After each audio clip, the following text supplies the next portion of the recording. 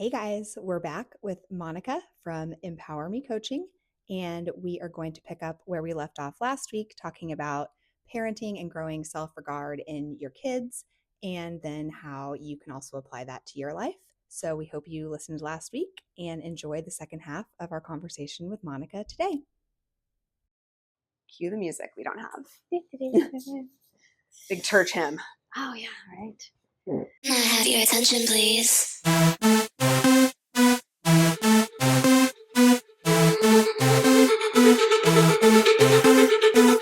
All right. And so I was giving very clear definition to what I was saying that I was committing to as a parent, right? I love how emphatic I get. I really took my job as raising her really seriously, which is funny. I think, right? Like that's a good job. Yeah. I also really worked with her with self-regard, because that's another thing we see with kids is teaching them that self-regard is built on them knowing what their code is, right? And when I say what their code is, if they know that, okay, I want to be honest, I want to have a really good work ethic. I want to, they create what they want to be and how they want to behave. Well, then we have something really tangible to go off of, because we can say, you know what? Look at you. I mean, you told the truth, even when that was really hard. I hope your self regard just was raised, right? Because you should be so proud of yourself right now. Um, Instead of just going, oh my gosh, you're so awesome. Look at you. You're great. Like, right? all over the board, and you're not, reinforcing. It's really like dialing in that positive affirmation to something that they can file away to like give reinforcement to their character or their moral code per se. That's meaningful. Right. How many? And you're teaching them to do it to themselves. Yeah. So, because what do we teach them when we do the opposite? We are teaching them that emotions are dictating how they get to feel about themselves. And I don't know about you guys, but I don't want emotions to tell me how I'm supposed to feel about myself, because, I mean, like, Ian's always talking about her luteal phase. And her luteal phase, she's never going to feel good, I've been told I don't have emotions, but yeah, we're like the opposite on this one. Sarah's like no emotion, and I am like every emotion, and then all of lack of her emotions. Yeah. I have the room's emotions. Like, yeah, I am an emotional, like just emotional knapsack. Yes, like I can't. Oh, I love it. It's a lot. Okay, so if you were gonna pick a code, sorry, I keep asking these like dig-in questions, but I like to go and get all my content so I can just choose what I'm gonna. You're so cute. But if I was gonna identify for my kids, or with my kids, or for myself, whoever, Lauren. Yeah. What's your code? Like, do you pick 3 things? Do you pick 5 things, that you want to be doing and reinforcing to yourself to grow self-regard? Well, okay, so the simplest way that I do a code with anybody is I say we've got 4 areas of life that we look at. You've got your relationships, you've got your health, you've got your work, and you've got your finances or your money. And so I say, okay, what is my code around relationships? Am I a safe person? Is that part of my code? How am I going to engage with unsafe people? What's the code there? Am I going to gray rock them? Am I going to yellow rock them? I don't know. What rock do they get? And then when I look at my health, okay, what's my code about health? Like, am I going to obsess about vanity, or am I going to actually talk about longevity and try to make it to be a great grandma, right? Let's talk about work. What's my code of work? Is it going to be about the money? Am I going to make everything about the dollar, or is it going to be about impact? And what impact am I going to measure? Because the more specific I am, the more I can measure it, then the better I can feel about what I'm doing. And I can actually answer my own question of I'm good enough. Why am I good enough? Because I say I'm good enough. Because I actually wrote down what it meant to be good enough. And then finally on money, okay, what's my code around money? Am I going to DoorDash dinner every night? I mean, I can't feel good about that. So I had to let that go, Sarah had to leave the room for that one. Sorry, sister. It comes for us all. It's not that baby steps, baby. It's not that bad. I cooked Well, I Yeah. watched last night. That's fine. It's fine. And today. But I did It watch happens. it last night.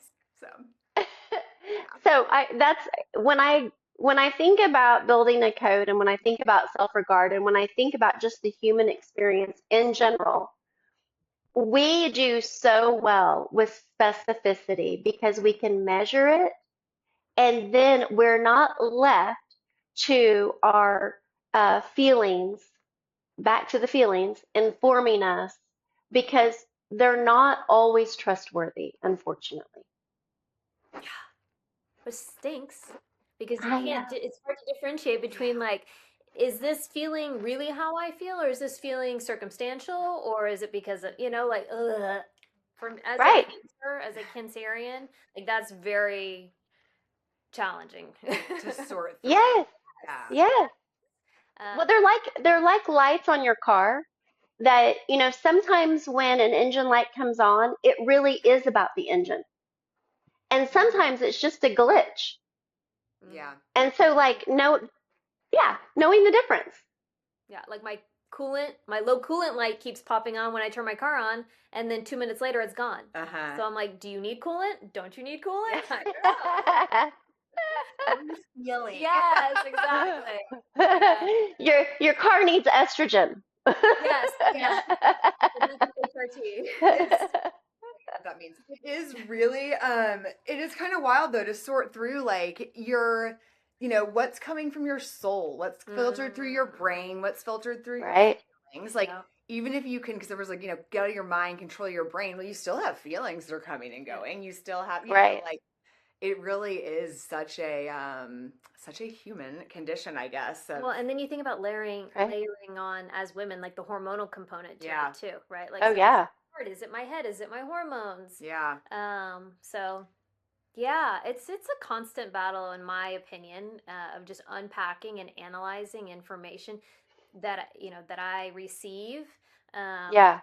and then what do I do with that, right? Once I've unpacked it and analyzed it to either be made up in my own Right. mind or real, Right. Mhm. and then now what do I do with it? Yeah. So that's for me personally. As someone who feels a Yeah. lot of things, like That makes that's sense. a practice of mine, and so it's time consuming. Yeah.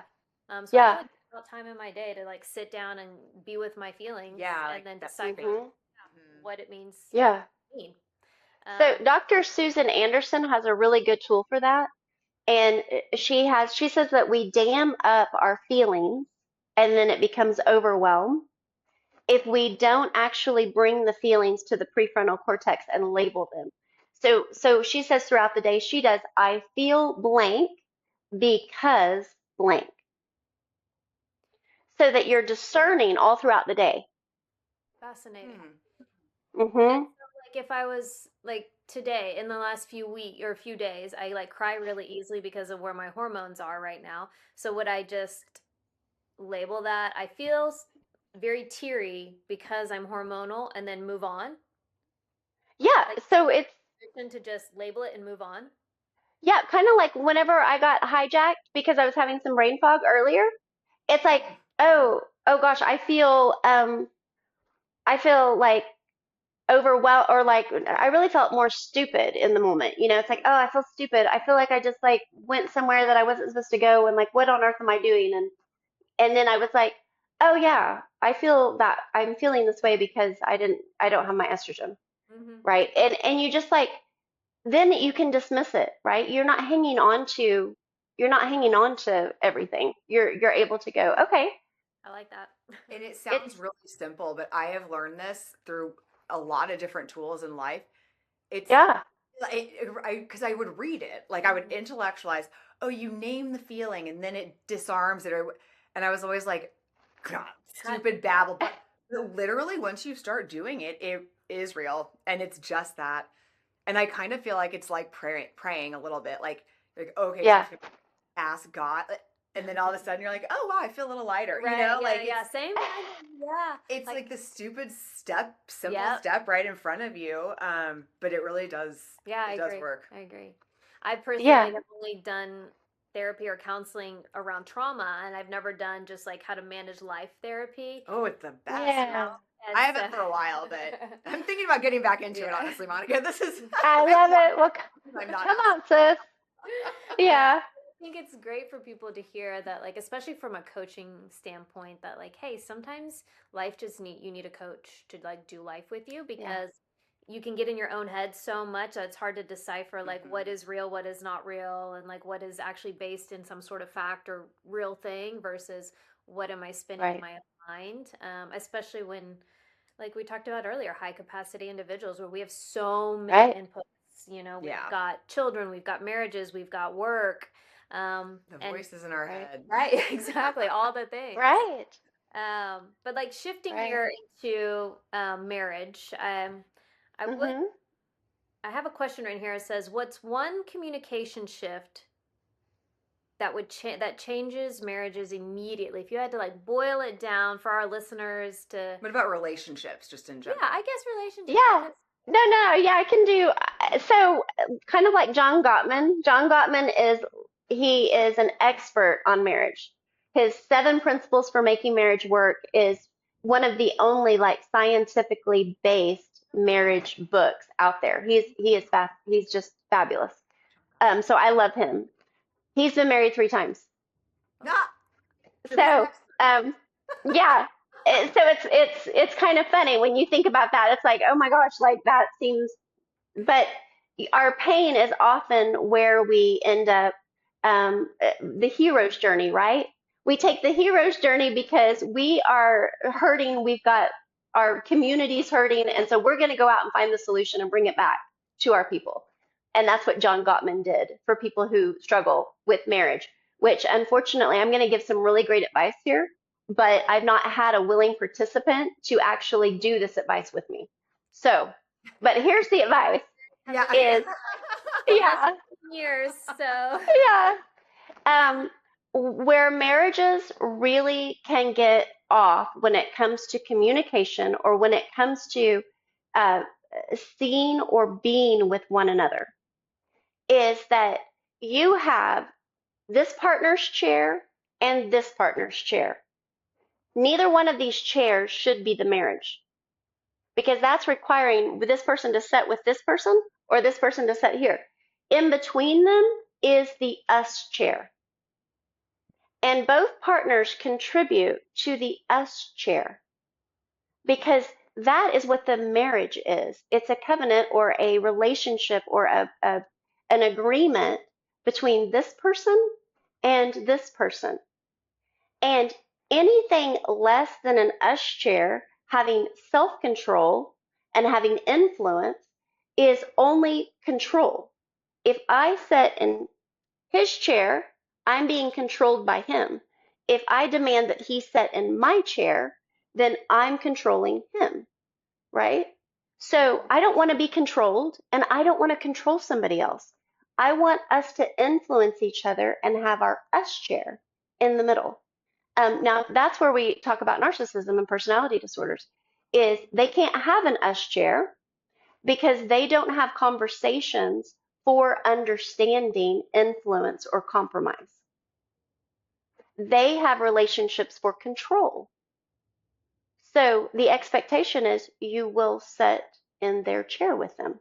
mm, And if you go into a relationship recognizing that the only way that relationship is going to work is if you are going to sit in the chair with them, then you can make that relationship work, but it will be at your expense. Hmm. I have a couple friends And going through that scenario right yeah, now. Yeah, right, that's How do you stop sitting in the chair? Like, so I guess the if the ideal thing is you've established your own healthy chair, you find somebody else with a healthy chair, is to right, communicate, okay, now here's what we're doing together and it's in the middle and we're mm, meeting each other there. And setting that expectation, it sounds like from the beginning is the best way in marriage to keep that open and communicating and same right. vision.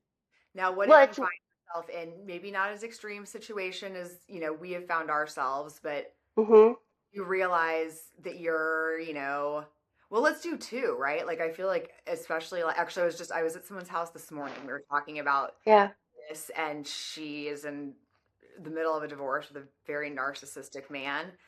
And mhm, Yeah, I mean, I was also at someone's house this morning that's who's in the middle of a divorce from a very narcissistic individual. So like it's yeah, so funny how both of that's Yeah. us, like literally at 10 o'clock this yeah. morning, I was I doing didn't even that. think about that. Yep. Yeah. And Wow. I was saying it to this girl too. I was like, you know, I just think back on how my next door neighbor, when I was going through all this, she was going through it in Hmm. her house, and we'd walk out in our front yards and wave and hey, good morning, and the kids look good, and then we'd Yeah. go back in Yep. our houses, and we're like everything was falling apart. So I guess my Yes. sharing all of these things is I think there are people across the board that find themselves compromising their chairs, and so if you have any like insight of like, hey, this is when it's not that big a deal, how to get back on track, or maybe identify if it really is like cluster B versus just like your Right. spouse is kind of spoiled, you know, entitled or whatever. Um, Yeah. and also like when you really need to go, uh-oh, I might be needing to, I'm you like know, sitting burn fully in the burn light. the chair. Yeah. Right. Right. Well, okay. So if we look at like optimal is that self-control. So let's do a spectrum. And over here is the controller, and over here is the person who gets controlled. And then in the middle is self-control. Self-control is I have my own thoughts and feelings, and you have your own thoughts and feelings. And I can influence your thoughts and feelings, and you can influence my thoughts and feelings, but you can't control my thoughts and feelings. Because if you do that, you're taking away my sense of self. Mm-hmm. You're robbing me of having a sense of self. And this is where, I mean, I was a participant in this program for 25 years, but there was the Build a Wife program. And the Build a Wife program was every thought and feeling was getting uh, gently massaged and changed, right, to be the right feeling or thought to stay in alignment so that I could sit in the, not just a chair, but to sit in this man's throne, which, I mean, he was really good looking, but gosh, like, come on. I shouldn't have had to sit in his throne. Yeah. Yeah, I mean, looks will take you only so far. Yeah. And so it's really interesting. And what happened in my situation is I kept getting more and more connected to my thoughts and feelings. And it really started with the Lord. And so this was really interesting. Right after I had my child, um, it was a hard time anyway. There was probably some postpartum involved, and then it didn't help that my husband was seeing somebody else. And there was just a lot going on. And also, I'd always been a worker, and now I'm staying home with this baby. So I felt very George Costanza in my sweats, wondering what the heck am I doing with my life? So all that was really hard. And I found myself really getting to know God in a way of companionship, and he became this real rock in a relationship. And that really led me into the journey of getting to know me. I first got to know the creator, and then I got to know what he created. Well, then the stronger that I got and the more confident that I got in my thoughts and feelings, the more I got pushed off the throne, right? Not the man made throne, not God's throne. I kept getting pushed off this guy's throne. And I kept, getting berated for failing. And so, because the Build a Wife program was over, right? And I couldn't conform to things that were not my thoughts and feelings. And I felt strong enough and I was courageous enough. I stopped just giving over all of my personal agency, which honestly, I don't think that was attractive to him either. Like, I think at some point, having a wife that is just so clinging on to pick out my lipstick, pick out my clothes, tell me what I'm supposed to think and feel. I mean, who wants that? Like, I'm kind of embarrassed when I look back at that part of my life, right? But then I see You that, find a lot of times men that like say they want that, like they end up cheating on their wife anyway. Like if right there, your point is to control your partner, right, you want control. You don't really want that person. Right. You know, like I think that And so it doesn't matter what you do. It doesn't matter how perfect you are. That's Right. not really what they're trying to get at. It's more about feeding their own ego. Right. And it comes from a place of a deficit. So what I would say that me and my throne man had in common is that the two of us were incredibly disconnected from ourselves. And so we each wore masks. And the mask, I was the people pleaser chameleon, and he was the charismatic, overachiever. He had his own mask. And so what ended up happening is the minute that the mask for me started dropping and I started getting more of a sense of self, it got to where I couldn't unsee that his lack of sense of self was controlling me. And to me, that was not a good deal. Because if you're going to control me, you better have a strong sense of self. Yeah, that's actually so, yeah, when you can't even respect like No. whatever that is. Yeah. That's so interesting. I've definitely felt that before in relationships where, all right, stand on your own 2 feet and be an asshole, that's fine. But like, Right. yeah, if you just, it's that energy thing, right? Like you can sense when Right. they're not actually, they're backing it up with anything that's respectful. Right. Yeah. Right. Or respectable again, even if somebody's a jerk, I'm like, but if you're owning it and you're honest and you're, I think there's like different levels of stuff that you're willing to, Tolerate. yeah, to tolerate for sure. So Right. do you think like, so there's people like obviously, that might feel disconnected from themselves or maybe they haven't identified it yet. How do you know if you're sacrificing too much? And like what's a definite yo girl or boy red flag? Yeah. You know? Yeah. Which I do, by the way, have male clients that have been narcissistically abused by women. So it's interesting how I see it on both sides. But I really would say to anybody, if you even think you're in a situation where the relationship for you is connection, but the relationship for your partner is control, and it is stifling, and you're not getting the connection that you want in the relationship, and they are just demanding the control, is I would say first thing, read Safe People, a Henry Cloud book. He's the same guy that did Boundaries, so that you can know what do safe people look like? Because if you've lived with a controller for too long, you have normalized unsafe behaviors. You've normalized them to the point that it's so hard to identify. So I would start there so that you can even see if your partner's safe or not. Because let's just check that off.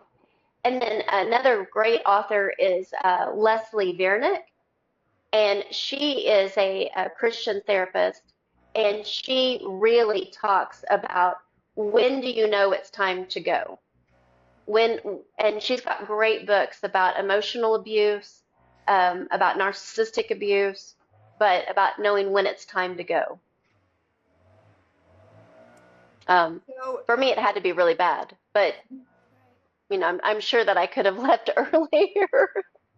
well, it's funny too, because this woman I was talking to this morning, I said, honestly, in a way, and I'm sure you're the same, I was kind of grateful that I had something extreme happen because it made me, Yeah, I couldn't ignore it anymore. I Yeah. couldn't say, like, oh, if only yeah, we get to this point, or I And can all power the, through. yeah. Yeah. Like, Yeah. it was kind of like, ooh, like, even if your head's in the sand, like, this isn't okay. And she had something different, but that same level of yeah, extreme. And I was like, yeah, like it sounds really weird, but in a weird way, I'm grateful because I could have been struggling with this for 15 more years if there right. hadn't Yeah. been that clarity. And so I guess my thing that I think about is with people I know what it's like to live in that lack of clarity because I was, that's where I was like trying to stay until I just couldn't. Um, Right, and I right. think Which is, that connection versus control is a really, really yeah, clarifying way to look at it. Like how do I treat relationships and how does this person? And I think it's good for our listeners to know that, like, we're talking about this in the vacuum that is marriage, but like, it could be parent child Yeah. relationships, it could be sibling Right. relationships, right? Like, this really is applicable to, a series of relationship dynamics. Um, Right. Yeah. Well, and just another when we talk about like families, because family dynamics, there's two kinds of families. So there's dysfunctional families and there's families with dysfunction. Those are the only two kind of families. So if you're a family with dysfunction, you're a healthy family because you acknowledge your dysfunction.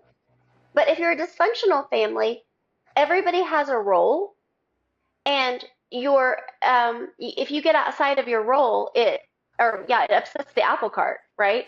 And then it creates all sorts of chaos, and you get punished if you're a truth teller. So what I've learned that is so important is to be able to put people that have to be in your life, or that you want to be in your life. Like if you have extended family and you've got a family member that you have to tolerate, sort of speak, to stay in with your extended family, well, then you've got to put them in the right box, right? So each of our boxes, whether it be mom, dad, sibling, any of the right husband, whatever the boxes are, they have expectations attached to them. And so if you've got somebody in your life that's very narcissistic and they don't fit in their box, then you're going to be perpetually disappointed. You're going to have cognitive dissonance where you're at odds, at war with yourself over that relationship. But if you just take them and move them to a different box with expectations that are much lower, much different, then you can start to accept that person in your life, but you're not controlled by that person, and you're also not perpetually disappointed with that person. hmm. I don't know if that helps at all, but that really helped. That was a game changer for me. Yeah, no, I think that's probably, I'm sure several of our listeners will hear that and be like, oh, okay, thank you. Yeah. I mean, I know, like, I thought about that myself and it really does. It also lets you kind of get to know that then you can enjoy what you can enjoy about the person, right? Just because they're not fitting Right, in the dad box or the mom box or like, right, like they should, either in this kind of like peripheral thing, as long as your expectation isn't this person's a mom box, right, you can get like a lot more out of the relationship, I feel Mhm. like, and because right. it looks different than you want Yeah. it to. And let's go back to talking about people that get stuck, right? Because that's the thing that we talk about often is they go to therapy or coaching or counseling because they say, I'm stuck. Well, relationships, when you are stuck in a cycle where you keep expecting somebody to behave in a certain way and they're perpetually disappointing you, one of the ways to get unstuck is to move them out of that box. And I see that all the time where it's like it's so hard for a person to move them out of that title and out of that. Well, they're supposed to behave like a mom. It's like, yeah, they're supposed to, but they're choosing not to. So we have to have radical acceptance that they have chosen not to be that role. Mhm. Mm-hmm. And so every time you keep demanding that, you're actually at this point hurting yourself and you're staying stuck because you're never going to get what you want. Yeah. I think it's hard because it's like not in our nature to lower expectations, right? Like we Yeah, we set expectations and then we raise them as they're met. I think it's harder for us to set expectations and then lower them accordingly, because I think it goes again. Maybe I'm only speaking to my about myself, but it feels like a general concept that, or a global yeah, concept that it's harder to lower expectations of somebody than to raise expectations of somebody.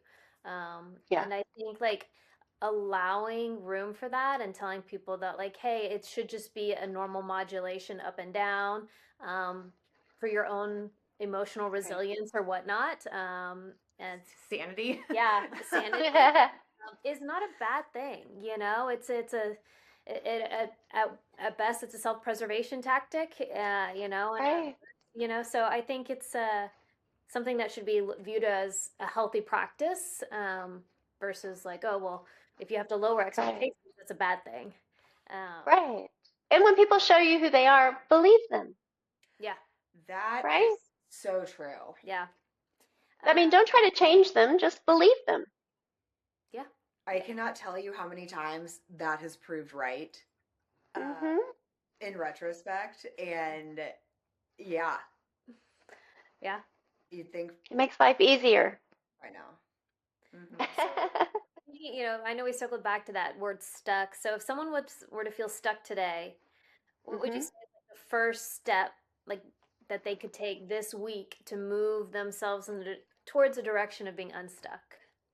Well, so I love that you said that because that is why I sent over that a self connection guided journal, and that's a free resource that you guys can put on your site. Oh, But for great. them to just go through and truly take the surveys of where are they with self trust, where are they with self representation, where are they with self protection. Because let's start with, are you disconnected from self? And is that why you don't have the discernment or the power, the personal agency to be able to go forward? Because we always start there. I always look at self connection first. I'm so excited. I want to do it. Wait, I didn't see that you sent it. I'm like, is it in my? Yeah, it's Uh, in your email. Okay, we're going to definitely dive into that and oh figure yeah, out how for to share sure. it with people. Yeah. If anybody wants to come workshop live. Um, Yeah, we can do some workshopping. So here's on a more personal level, just because I know that Yeah. you've had quite a bit of experience, not only your own story, but all your clients. What is something that you've had to unlearn personally? Oh my goodness. The biggest, well, not the biggest, one of the biggest life lessons is that attention isn't love. Mm, it's good for our I listeners to hear.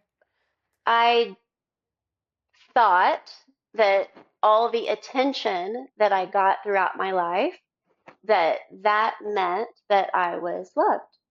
Mm, And attention does not come with patience and kindness and gentleness and self control and protectiveness or hope, right?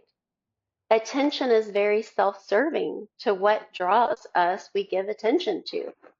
mm, And I was like, wow. So I spent a lot of time when I really was looking for love, just, I don't know, cultivating attention. So hmm. I cultivated the wrong thing. So I would Yeah. say that's big, big life lesson. yeah, that's a good one. I think Thanks. it's easy to not see, right? I think it's easy to differentiate or easy to not differentiate the two. So to hear it said out loud like that is Right. hopefully helpful. Is Yeah. that the Well, same level as if somebody asking for a friend, obviously? No, just kidding. We already worked through this. But somebody just feel like, it's I have to be perfect or I have to perform to be loved. And you are like, I have right. to have, if people are giving me attention, I am loved. Is that all coming Right. from the same like root system, I guess? I don't know if I'm asking that the right way. No, you are 100% correct. So whenever I was growing up, part of my make and model and the way that I learned to connect with people was to overserve and to be good at things, Mm-hmm. right? So I would just keep uh, getting better and overserving and look at me. I'm a helper, right? Um, and so it's really interesting because the attention that I got from that made me think that, okay, that's what makes me lovable. And so, yeah, a lot of performance. Well, what does that set me up for in early college and throughout life? It sets me up for love bombing, Yeah. right? You love bomb me. I think that you love me. Yeah. You're available to me. You show me a bunch of attention, which is why I'm now disqualified, by the way. I don't get married again. But it's because I cannot discern when I'm being love bombed. Hmm. Like I literally look at it as, or mirroring, because that's another thing that happens is They look at who you are and how you operate your life, and then they show you all those same things.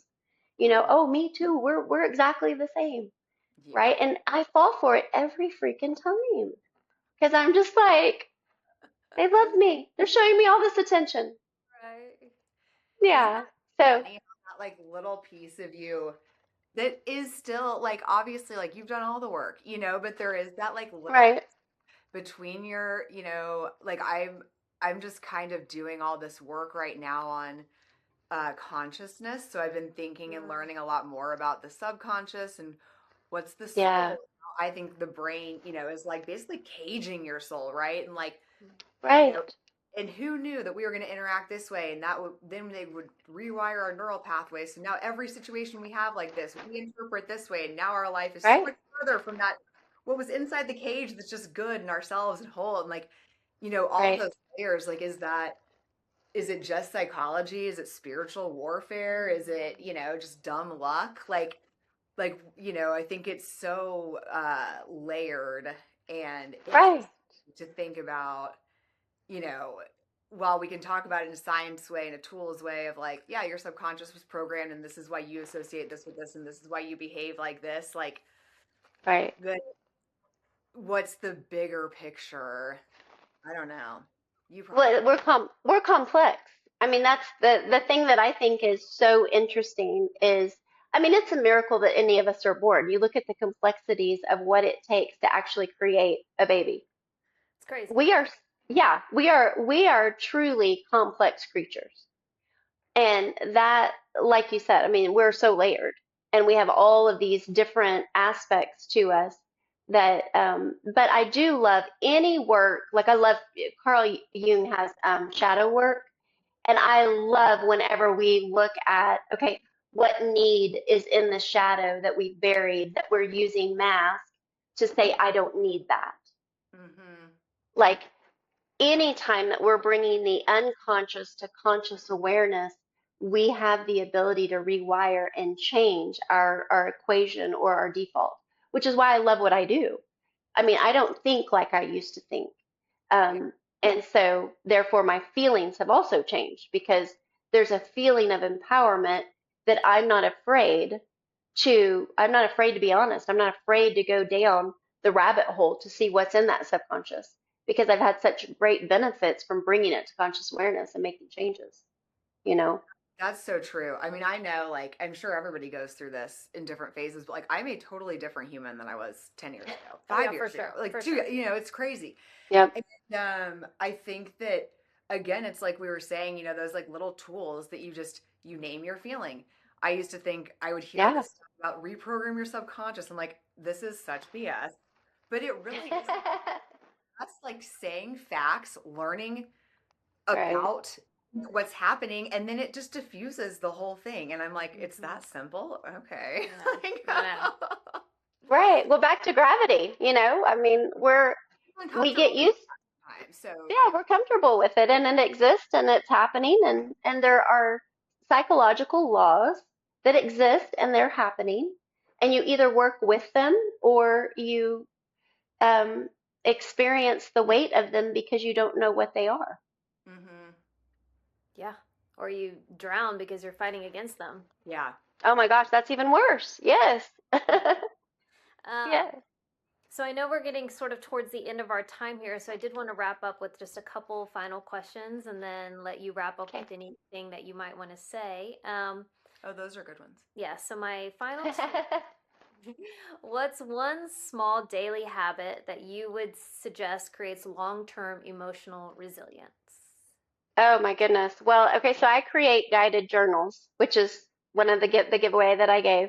And I have a school site. It's SKOOL for has lots of different types of journals on there. That self-connection in the morning, before my feet even hit the bed or the ground, I do what today is comfortable that I'm looking forward to and what today is going to be a challenge. Mhm. And that check-in is all of a minute and a half, but it makes me feel like I hear you, I see you, you Mhm. exist, and you are worth having a conversation about your day before it begins. And that connection, I love that connection in the morning. Um, and then, of course, I do the guided journals. I still have to do the guided journals where I am still asking myself hard questions because I keep having challenges that show that I still have more learning. Because, I'm a lifelong learner, and apparently I'm a little bit stubborn, and so I guess I just have to keep revisiting some things, make sure I really got it. Hey, all the better to help more people with, There you go. which I think, Right. like, again, if you can fuel your fire and direct your passion, no matter how it came into your life. And that's like a net positive on humanity, right? For sure. We talk about Yeah. Romans 12 all the time. That's my thing. And, we're all different parts of the body and we all have these jobs to do. And we've all been given Yeah. certain gifts. And, some people are very lucky. Lauren and I talk about this too, that like are just born on this earth and their eyes are big and they love Jesus and everything is great Yeah. to affect people positively. But sometimes when you've got to get knocked down or around a couple of times, I think you can maybe even have a Yeah. big impact. So Yeah, for sure. Yeah. I Well, and felt one of the things that I would even add to that I've done that's been really super helpful is we live in such a complicated information age where we're constantly being thrown so much at us. mm-hmm. And what I've noticed is when I start to want to pull back to isolate, instead of isolation, I do a mind shift and I shift to simplify. So I tell myself, you don't need to isolate, you need to simplify. So what does simplifying look like? Well, in the spirit, I literally go back to the 10 commandments. I'm Mm-hmm. like, right now, that's all we're going to focus on. 10 commandments. We're going to keep it simple. Lord's Prayer, 10 commandments. We got it. Like, and then, when it comes to journaling and the simple questions that I'll ask, um, I'll just start to truly simplify instead of getting, oh, more, more, more. I've got to have more information. I got to learn more. Um, Even simplifying down to, I walk Duke, the dog, every morning.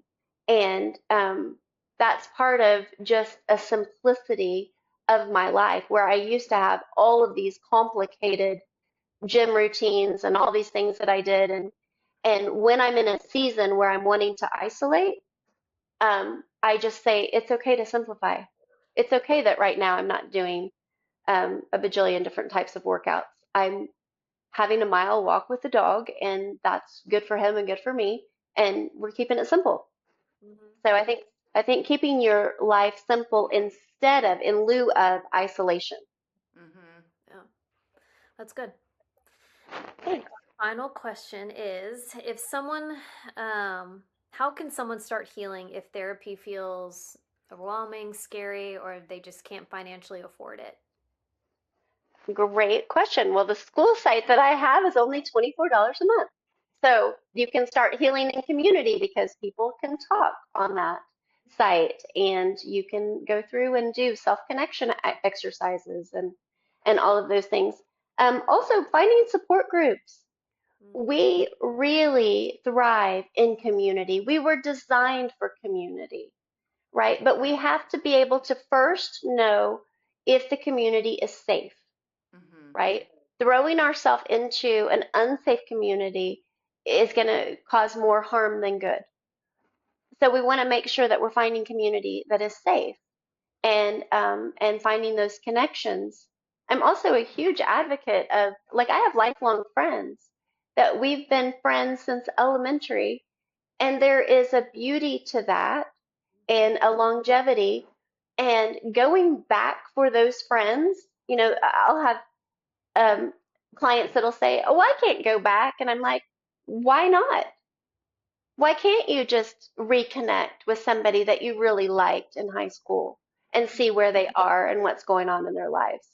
Right? Healing oftentimes can be even just bringing someone into our life that was a witness or was there during a painful time.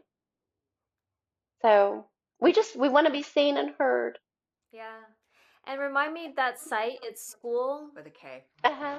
Yes, SKOOL. and it's Empower Me on School. You can also get to it just off of my website, off of empowermecc.com. That's Okay, great. that's what I was gonna say. I was gonna say if you want to give anybody, I don't know if you're taking clients on right now, but it sounds like obviously school is a great resource, but anywhere else where people can find you, Yes. you know, TikTok, your website, whatever, just shout it out, and then we can repost some of it too, so that, you know, once this one airs, people can still come back and No, you. no, you guys have been great. So yeah, I mean, right now I'm doing all that social media too. I made this challenge of doing coaching videos every day. Oh my goodness. Great. I I Jake, regret that I made the challenge, but it's working out. Good, good, good, good, good, good. That's awesome. Well, thank you so much for your time. And as we wrap up this conversation with Monica from Empower Me Coaching and Counseling, here's what we hope you guys will take with you. That growth doesn't have to be dramatic, to be meaningful. That sometimes the bravest thing you can do is to acknowledge like where you are and to take one small or faithful step forward. And then for all of our listeners, if anything resonated today with you, we hope that you'll share it with your friends or family, or even internalize it. If you need permission to grow, to heal, or to move forward, we hope that you found this as sort of your starting point, and that yes, as always, thank you again for being on the Holyish Life, where faith Uh, meets real life, and where pretending isn't perfection or polished. It's well earned and it's work. And Monica's a great resource for anybody that needs another tool in their tool belt. Cut. All right. Hey, that was like really fun. I know. My legs. I know.